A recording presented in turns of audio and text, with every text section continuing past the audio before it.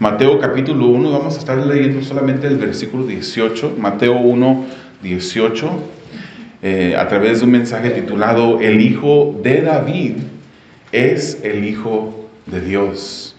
El Hijo de David es el Hijo de Dios. La semana pasada estuvimos viendo los primeros 17 versículos de Mateo capítulo 1 y vimos varias cosas. Vimos cómo Dios permitió diferentes personas dentro de la genealogía de Jesucristo, personas que no eran como Él, personas muy diferentes a Él. Y vimos y tuvimos ejemplos de la gracia de Dios en esta genealogía, usando a diferentes pecadores y pecadoras para traer al Hijo de David, a la bendición profetizada a Abraham, a esta tierra, de tal modo que pudiera llegar para salvarnos. Entonces, la semana pasada nos concentramos en la genealogía concerniente a su humanidad.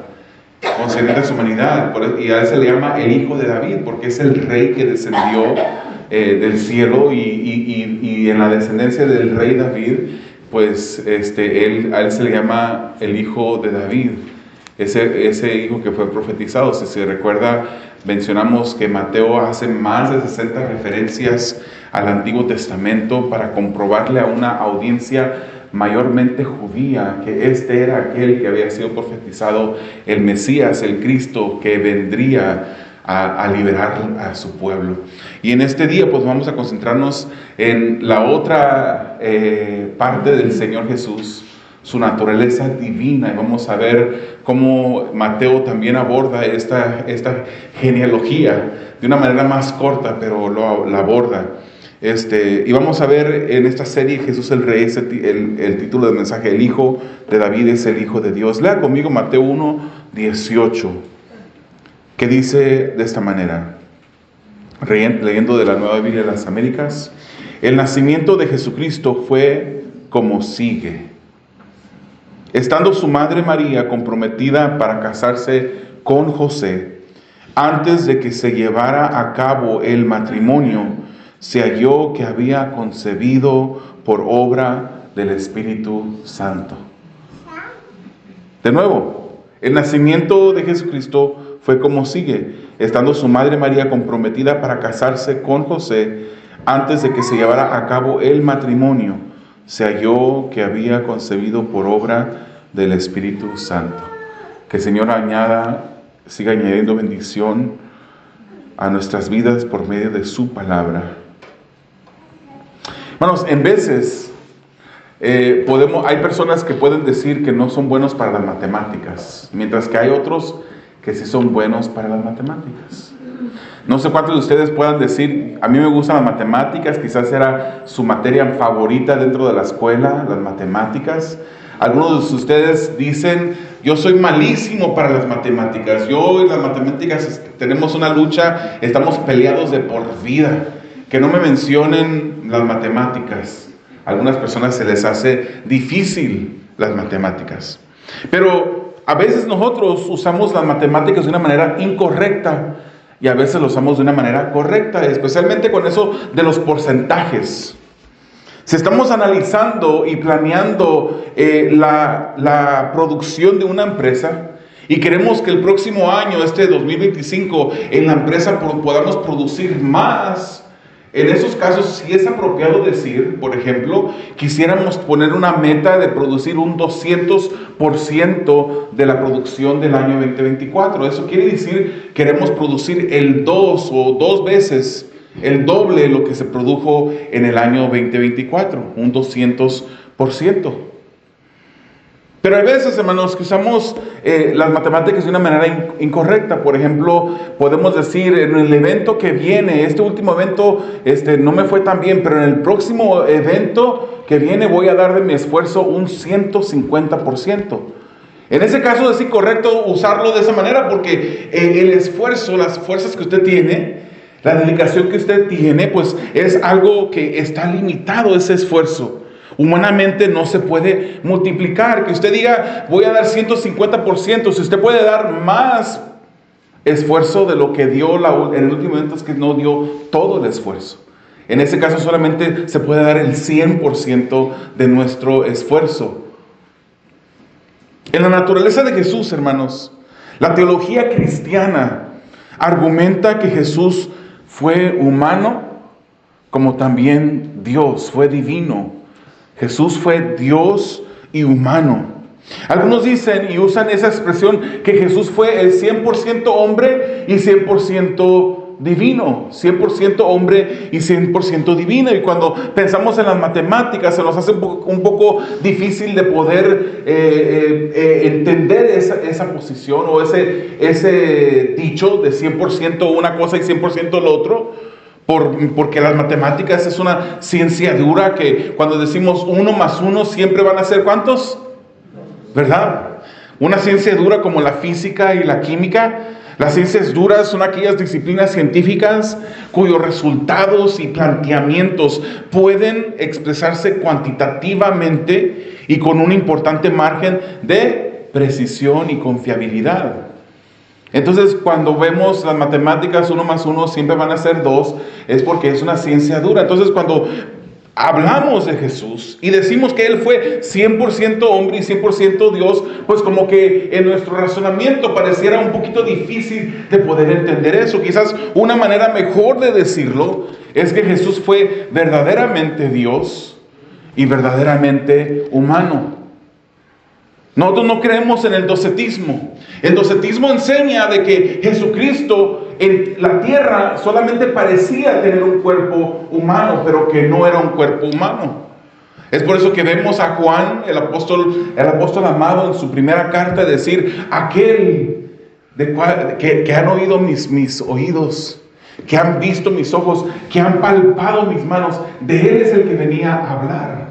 Él tuvo un cuerpo físico, un cuerpo que no pareció solamente físico, que no pareció morir en la cruz del Calvario, sino un cuerpo físico que murió, un cuerpo físico igual al suyo, un cuerpo físico que sangró, que sintió dolor, que fue golpeado, fue maltratado, fue desfigurado su cuerpo.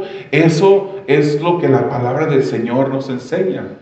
Él vino y nació y tomó cuerpo de hombre, cuando dice la Escritura que se humilló hasta lo sumo, tomando forma de siervo. A eso se refiere.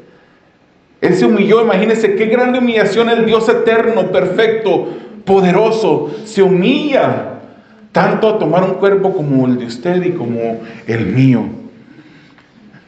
Aun cuando decimos o se nos hace difícil entender que Dios fue 100% Dios o 100% y 100% hombre, sabemos que la Biblia nos enseña esto sobre Jesús. Él fue verdaderamente Dios y verdaderamente hombre. Y para Dios esto no es difícil. Podemos nosotros tratar de expresar, por ejemplo, otra doctrina que la Biblia nos habla sobre la Trinidad. La Trinidad es difícil, posiblemente imposible de poder explicar con nuestras palabras, nuestro vocabulario humano. Algunas personas dicen: no, es que Dios es como el huevo. Y miran la cáscara del huevo, la clara y la yema, y dicen: así como el huevo es uno, así Dios es tres, como la cáscara, el huevo y la yema. Pero esa es una explicación y un razonamiento o un ejemplo inapropiado. Porque la cáscara y la yema no son de la misma sustancia, mientras que el Padre, el Hijo y el Espíritu Santo son de la misma sustancia. Son eternos, todos son Dios. Es por eso que creemos no en un Dios con 3 cabezas, pero creemos en un Dios que se ha revelado en 3 personas hacia nosotros. Así se ha revelado, así nos enseña la palabra. Pero para Dios esto no es difícil. Él creó, hermanos, las matemáticas. Incluso cuando Dios muestra en la palabra, en Isaías 40:29, dice que Él da esfuerzo al cansado y multiplica las fuerzas de aquel que no tiene ningunas. El Señor puede crear de donde no hay. Para Él no es imposible. No hay nada imposible para Dios. No nos da alegría, no nos da gozo que servimos a un Dios para el cual no hay nada imposible. Que estamos pasando por una necesidad, una aflicción, y podemos confiar enteramente en Él. Podemos confiar que aunque estemos pasando por el dolor y la dificultad, Dios está con nosotros y está viendo nuestra situación y está en medio de la situación que estamos pasando. Nos da gozo, nos da alegría, que aunque pensemos y sintamos como que no está nadie con nosotros, el Señor ha prometido siempre estar. Y está con nosotros a través de cualquier dificultad, porque para Él no hay nada imposible. Y cuando la vida se pone complicada, cuando surgen conflictos, podemos mirar a Él. Podemos confiar en Dios. Podemos tener nuestra esperanza en Dios.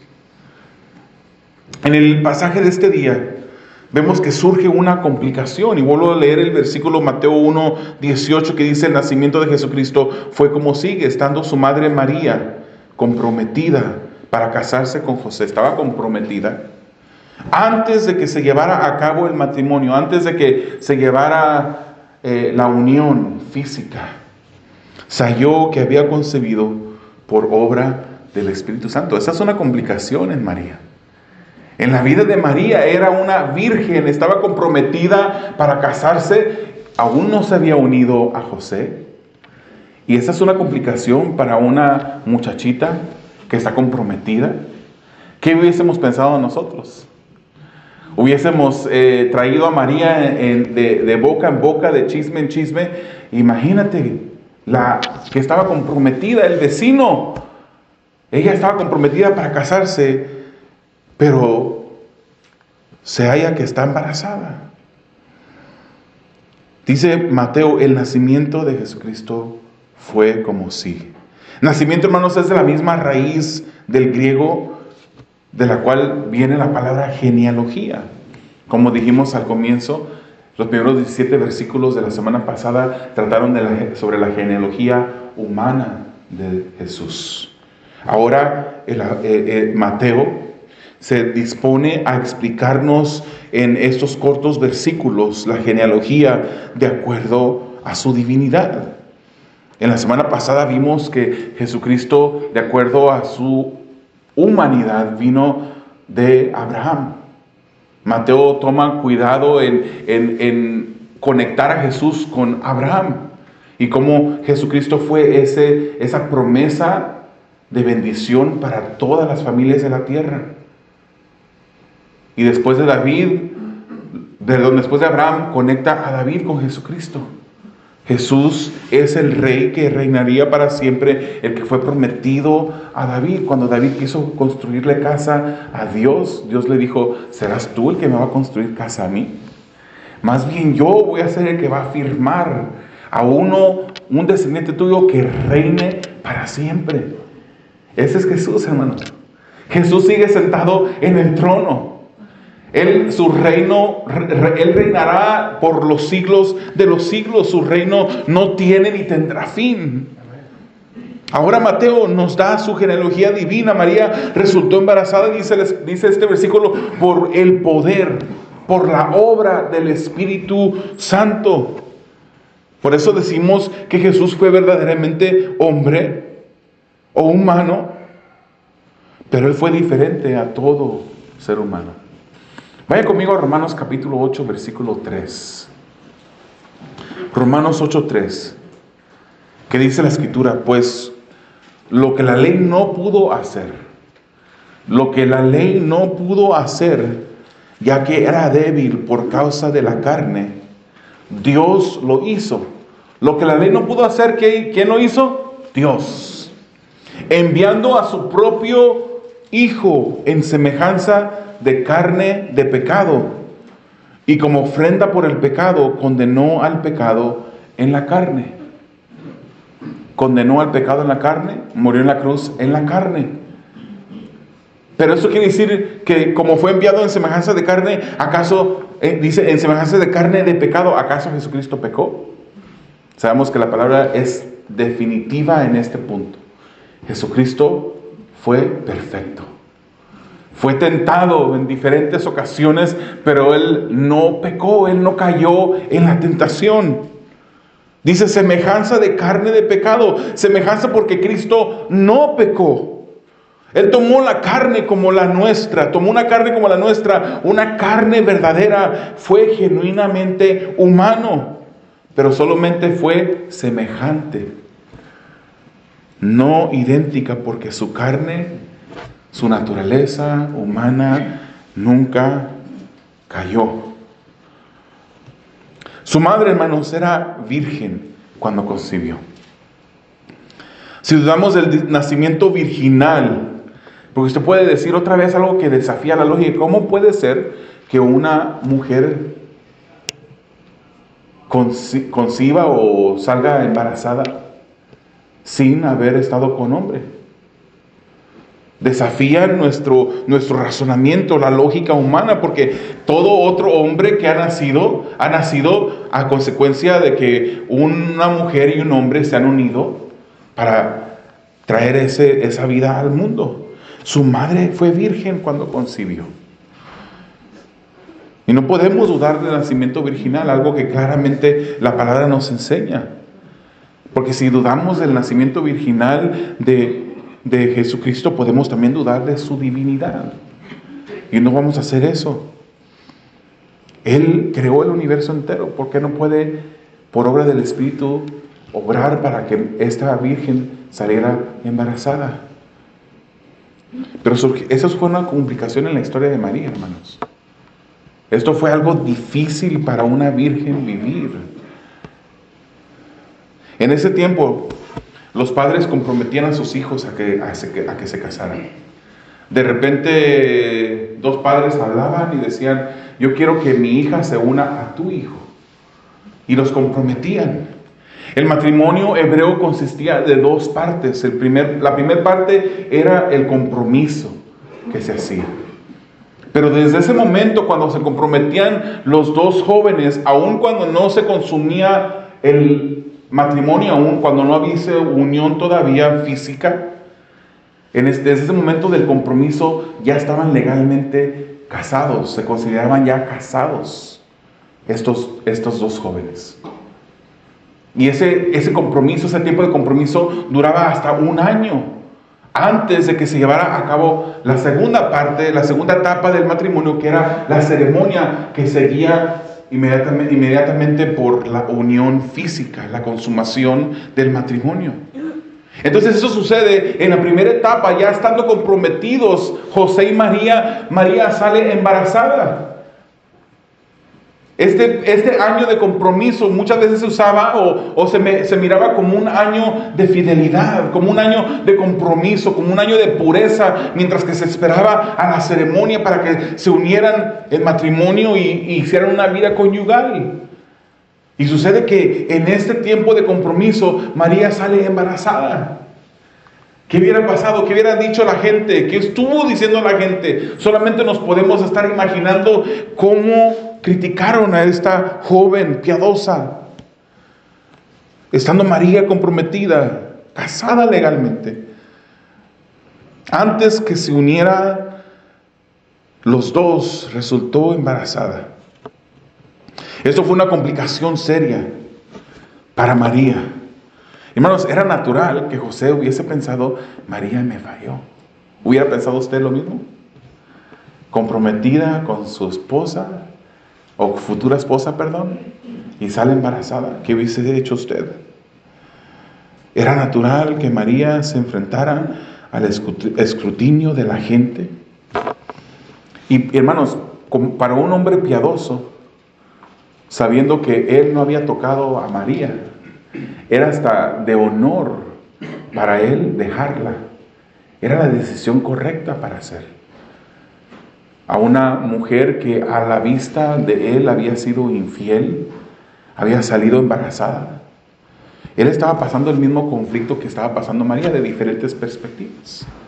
Pero estaba pasando un momento difícil. Él incluso, hermanos, tenía el derecho de exigir que a María le hicieran ¿qué? ¿Qué es lo que pasaba cuando se encontraba una persona en adulterio o en fornicación? Ser apedreada. José pudiese haber exigido que María tuviese el fin de su vida por medio de esta acción. Pero José fue una persona diferente. Él incluso dice la Escritura que privadamente él pensó en dejar a María. ¿Cómo reaccionamos ante las complicaciones de la vida? Es algo bueno para meditar en ello.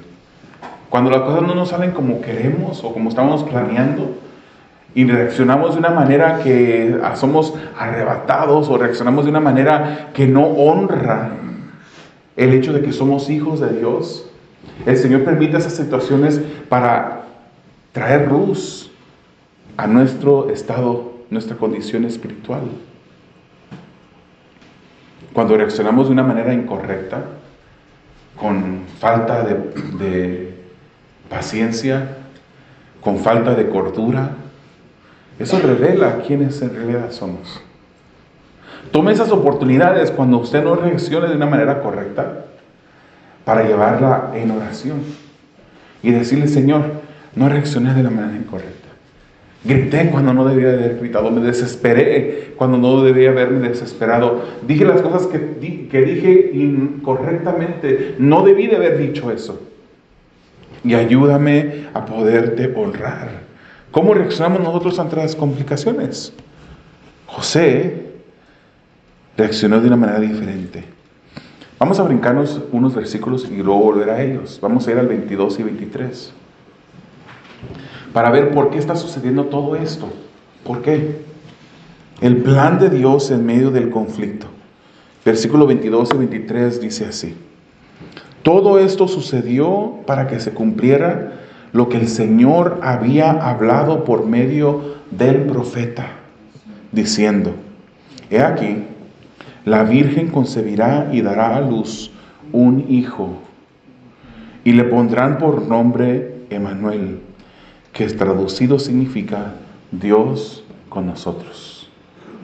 Hermanos, si usted hubiese sido un judío en aquel tiempo y estuviese leyendo las Escrituras, incluso si usted hubiese sido un escriba, un maestro de la ley, alguien que enseñaba lo que las Escrituras decían, posiblemente usted no se hubiera imaginado que en realidad esto fuera algo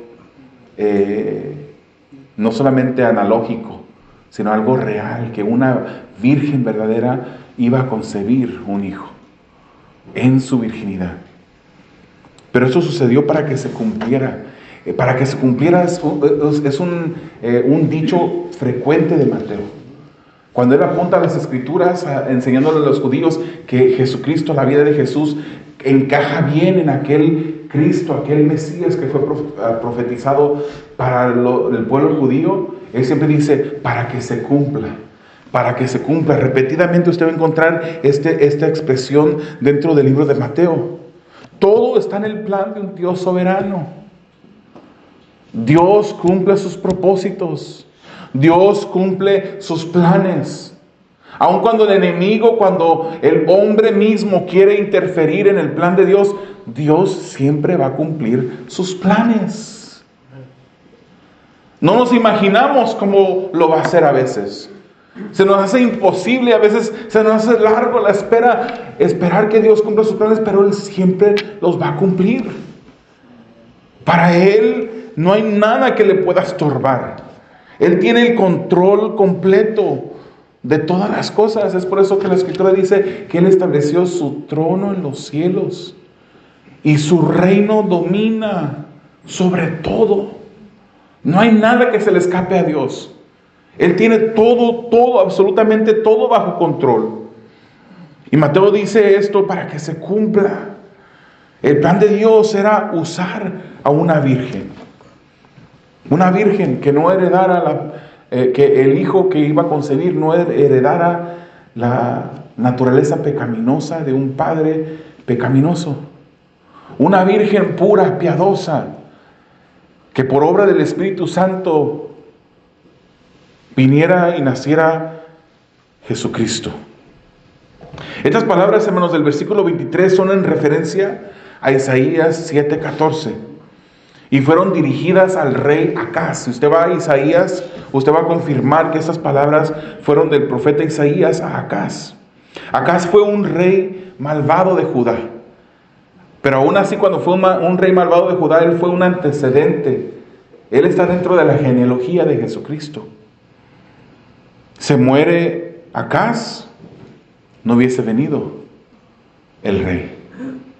Se muere Acaz y no hubiese podido descender Cristo por medio de su descendencia.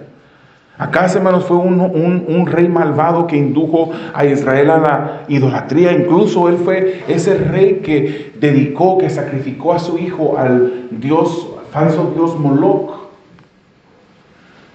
Y cuando los enemigos de Acaz, los reyes de Israel, fue en el tiempo ya cuando el reino estaba dividido, los reyes de Israel y de Siria decidieron eliminarlo. Pero a pesar de ser malvado, recibe de parte del profeta esta profecía. Y se le dice en Isaías 7:14, por tanto el Señor mismo les dará esta señal. Una virgen concebirá y dará a luz un hijo y le pondrá por nombre Emmanuel. En el conflicto y a pesar de ser un rey malvado, Dios promete a Acaz que nadie destruiría al pueblo de Dios, que Él va a cumplir su propósito, que Él va a traer a aquel hijo de David, el rey que reinaría para siempre. ¿Por qué? Porque como dijimos, Dios es fiel. No podemos dudar de Dios. No podemos dudar de aquel que cumple sus planes y sus promesas. ¿Y sabe por qué lo hace, hermanos? Por amor de Él mismo. Por amor de su nombre es que Él hace estas cosas. Sí nos ama a nosotros, que somos sus hijos. Claro que nos ama. Pero su motivación, su impulso sobre todas las cosas es su nombre. Por eso cuando David comete la historia famosísima en la que él fue involucrado vergonzosamente, cuando toma la mujer ajena, mata al esposo, manda a matar al esposo, se le da unas palabras de reprimenda, de unas palabras de llamada de atención, y dice, ¿por cuánto hiciste esto? La espada jamás se apartará de tu casa. ¿Por cuánto has hecho blasfemar mi nombre? Has sido causa de que los enemigos blasfemen mi nombre. Y vemos las consecuencias graves que pasó David, aún siendo un hombre conforme al corazón de Dios. Él sufre esas consecuencias porque a Dios le importa su nombre. Nosotros representamos a Dios. Cada acción que nos mira la gente que sabe que somos cristianos y nos mira, o un hijo de Dios actuando de una manera incorrecta, debemos, hermanos, de temblar, porque estamos trayendo vituperio al nombre de Cristo. En Isaías 48:9 dice él, por amor a mi nombre contengo mi ira, y para mi alabanza la reprimo contra ti a fin de no destruirte. Él actúa por amor de su nombre. Sí, Dios es fiel con nosotros. Sí, Dios está con nosotros. Sí, Dios provee para nuestras necesidades. Sí, Dios está con nosotros en medio del conflicto. Y Él lo hace por amor de su nombre. Gloria sea a Dios. Que Él ama tanto su nombre que eso mismo es un ejemplo de su fidelidad. Y podemos confiar en Él. Vamos al último punto. El cuidado de Dios ante las complicaciones de la vida. Vamos a leer versículos 19 al 21 y también 24 y 25. 19 dice así. Entonces José, su marido, siendo un hombre justo y no queriendo denunciarla públicamente. Él era justo y no la quiso denunciar. Quiso abandonarla en secreto. Pero mientras pensaba en esto, se le apareció en sueños un ángel del Señor diciendo, José, hijo de David, no temas recibir a María, tu mujer, porque el niño que se ha engendrado en ella es del Espíritu Santo. Versículo 21. Y dará a luz un hijo y le pondrás por nombre Jesús, le dice el ángel a José, porque él salvará a su pueblo de sus pecados. Vamos al versículo 24 que dice, cuando José despertó del sueño, hizo como el ángel del Señor le había mandado y tomó consigo a María como su mujer y la conservó virgen hasta que dio a luz un hijo y le puso por nombre Jesús. María era una mujer, una joven piadosa. Incluso, si usted se recuerda, ha leído el libro de Lucas, cuando a María se le dice lo que iba a acontecer, ¿cómo contesta ella? ¿Qué es lo que dice María? Dice: he aquí la sierva del Señor, hágase su voluntad con esta su sierva. Ella fue una mujer piadosa. José fue descrito, hermanos, como un hombre justo. Imagínense, fueron dos personas que Dios eligió, una para que diera luz a su Hijo Jesucristo, al Hijo de Dios, y el otro para que criara, fuera el padrastro, fuera el hombre que criara a este Jesús. Un gran privilegio. Y Dios no hubiese escogido a cualquier persona para hacerlo. Eran hombres, era hombre, era mujer, eran pecadores. No eran perfectos como lo fue Jesucristo, pero fueron personas que Dios eligió. Un gran privilegio cayó sobre ellos. José es descrito como un hombre justo. Y a pesar de la confusión de la situación, no exige la muerte de María cuando él tenía todo el derecho. Tampoco la expone públicamente. No se pone a decirle a la gente del vecindario: mira lo que esta mujer me ha hecho, me ha faltado. Ya estaba comprometida conmigo y me ha fallado. Al no romper públicamente con María y expresar su falta, hubiese sido mejor para José, porque así él podía demostrar que él había sido el agraviado en esta situación. Pero aunque no podía seguir con ella, decide romper el compromiso de la mejor manera posible. Él dice la Escritura que él pensó secretamente dejarla. Posiblemente ese tiempo le hubiese por lo menos proveído a María un tiempo de calma y de paz antes de que llegara la tormenta y se descubriera lo que pasó. Pero hermanos, Dios siempre llega a tiempo. ¿Usted puede decir amén a eso? Amén. Dios siempre llega a tiempo. Hay veces cuando el Señor pareciera como que se está tardando. Y uno le está pidiendo a Dios: Señor, por favor, sáname, Señor, por favor, provee las finanzas, Señor, por favor, soluciona esta situación familiar. Y pareciera como que Dios está tardando, pero Dios siempre llega a tiempo. Él se le aparece a José en sueños: José, hijo de David, no temas, no tengas miedo. José estaba temeroso: no te preocupes, no tengas miedo, no temas. Se le dijo: María ha concebido por el poder del Espíritu Santo. Ella no te ha faltado a ti, no ha faltado el compromiso que tiene contigo. Ella sigue siendo pura. Además de esto, él entiende y puede comprender por medio de este sueño que él había recibido de parte de Dios un gran privilegio de poder criar al Hijo de Dios. Él era el instrumento escogido para hacer esto. Así como a Zacarías se le dice que pondrá como nombre a ese niño que viene, Juan, así también se le dice a José: le pondrás Jesús, porque él salvará a su pueblo de sus pecados. Jesús, hermanos, es la forma hebrea de Josué o Jehoshua. Y esto quiere decir Jehová salvará. Jehová salvará.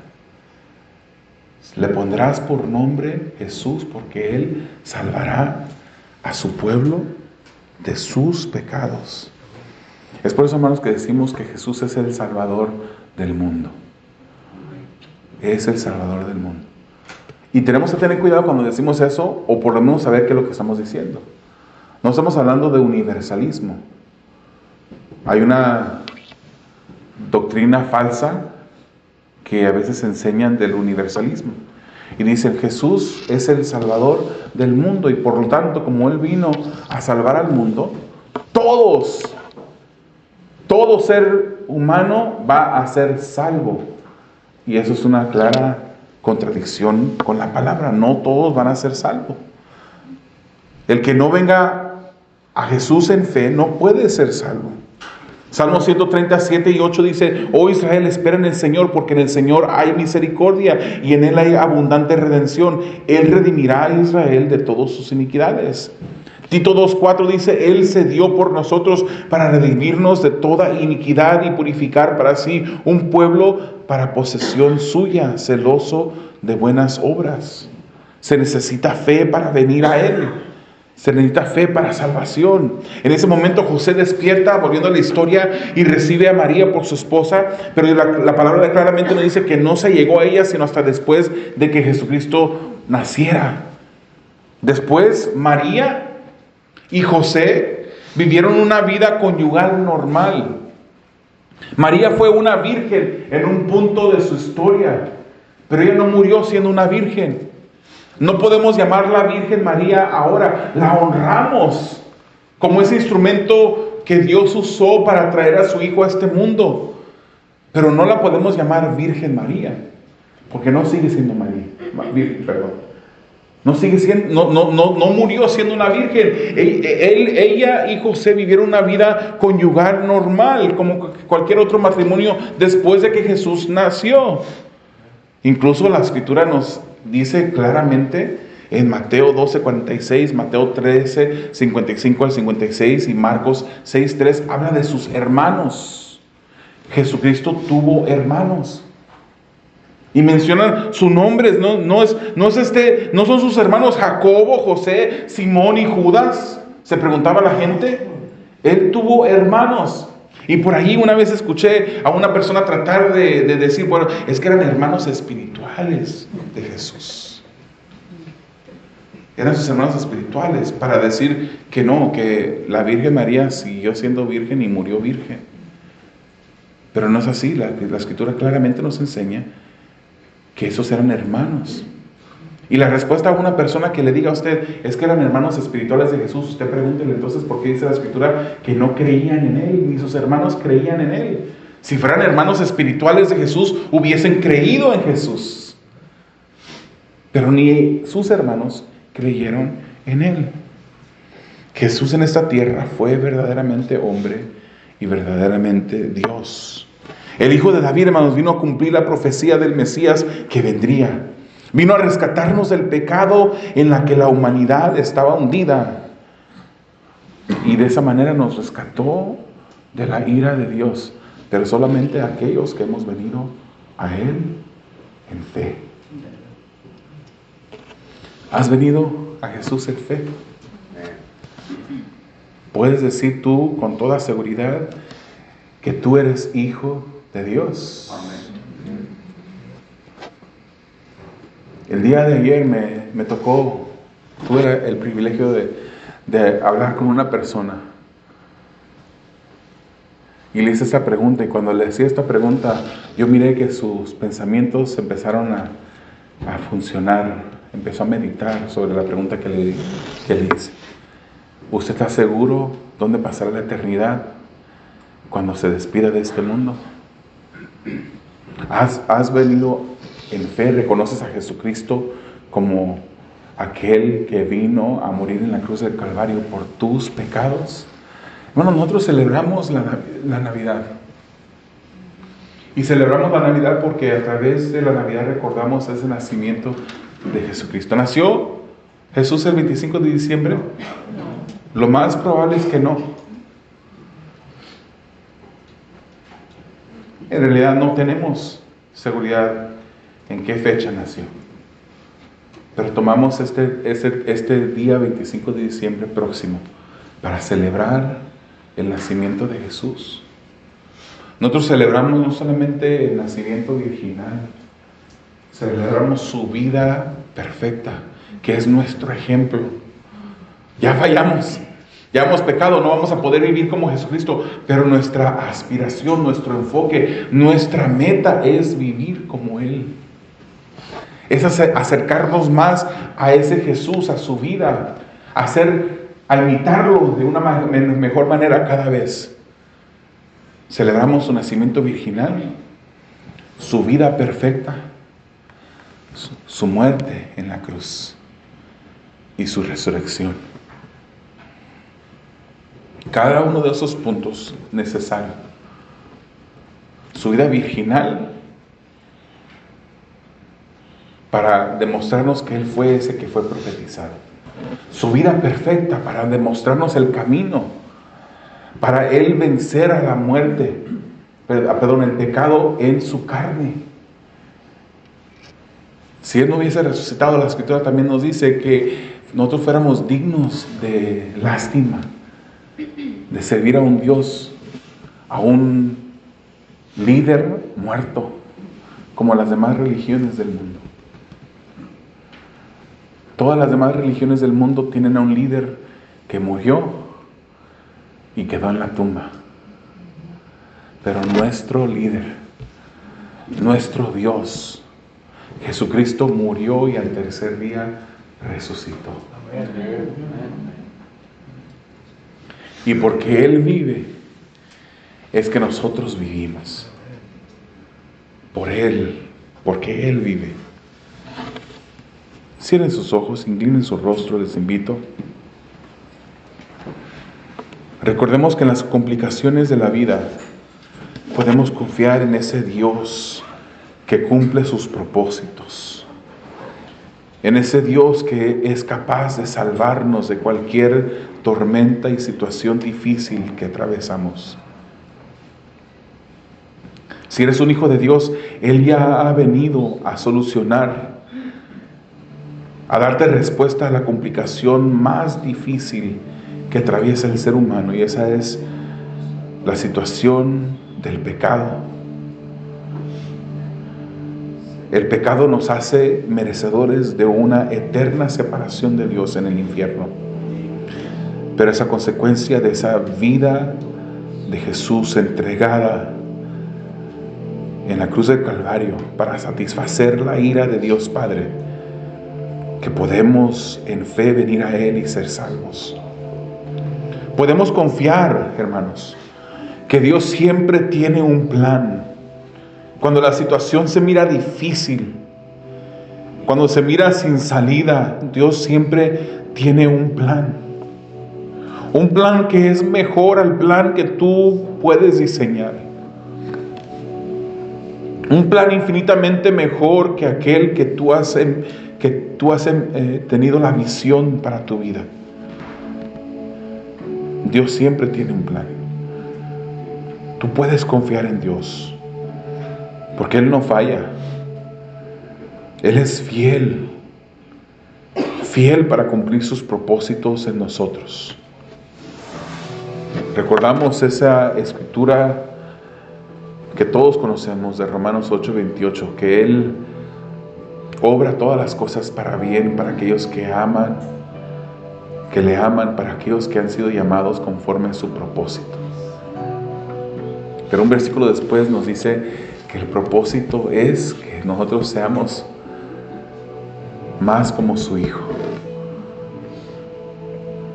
Es a través de las tribulaciones de la vida, hermanos, que son oportunidades que Dios permite en nuestras vidas, aunque no se sientan bonito, aunque causen estrés, angustia en nuestras vidas. Es Dios que está obrando a través de la situación, porque Él ha de llevarse la gloria siempre, porque Él cumple el propósito de crear a su Hijo Jesucristo, o crearnos más a la imagen de su Hijo. Démosles gracias al Señor en esta mañana. Agradezcamos a Dios por su cuidado. Ese mismo cuidado que tuvo sobre María, es el mismo cuidado que tiene sobre nosotros. Es el mismo Dios que cumplió los propósitos en María y cumplirá los propósitos en ti. Ese mismo Dios que entregó a su Hijo es como bendición a todas las naciones, familias de las naciones.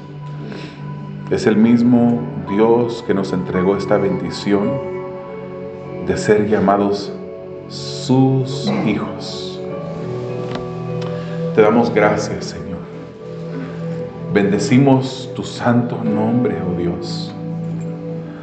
Eres digno de que te alabemos, digno de honor, digno de gloria. En las complicaciones de nuestras vidas, Señor, podemos confiar en ti. Te damos tantas gracias, Señor. Gracias porque tu Hijo, el Hijo de David, que es el Hijo de Dios, murió en la cruz del Calvario para salvarnos.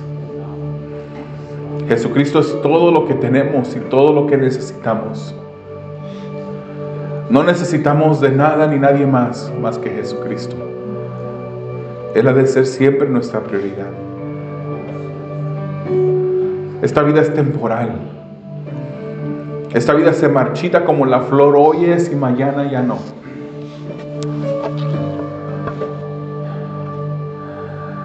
Asegúrate, querido hermano, de no poner otra cosa, no poner a nadie por encima de Dios. A Él nos debemos. Si en verdad le dices, Señor, Señor, Él es tu amo, Él es tu dueño, Él es nuestro dueño y amo. Sirvámosle a Él, honrémosle como tal. A ti la gloria, Señor, siempre. A ti la gloria siempre, Señor. En el nombre de Jesús. Amén.